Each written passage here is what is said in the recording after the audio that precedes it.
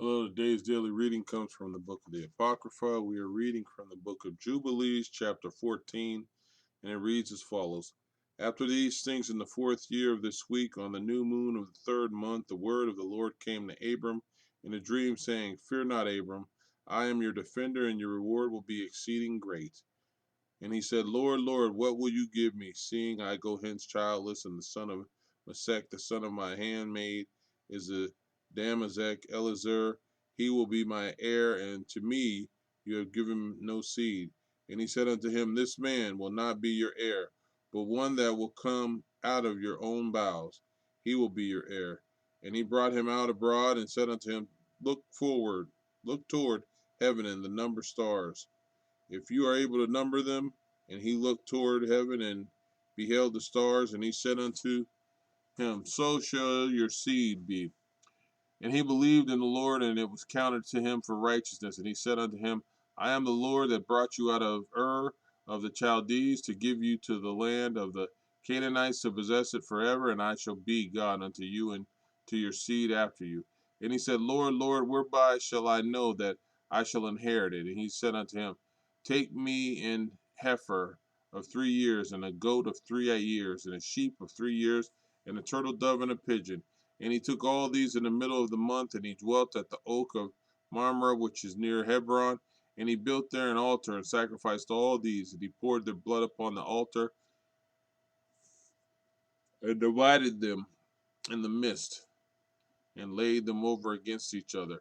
But the birds divided he not, and the birds came down upon the pieces, and Abram drove them away, and did not suffer the birds to touch them. And it came to pass, when the sun had set, that an ecstasy fell upon Abram, and behold, the horror of great darkness fell upon him.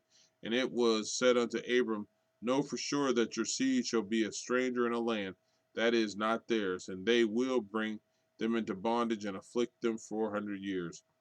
And the nation also to whom they will be in bondage shall I judge. And after that they will come out from there with much substance.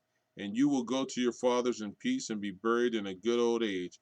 But in the 4th generation they will return here, for the iniquity of the Amorites is not yet full.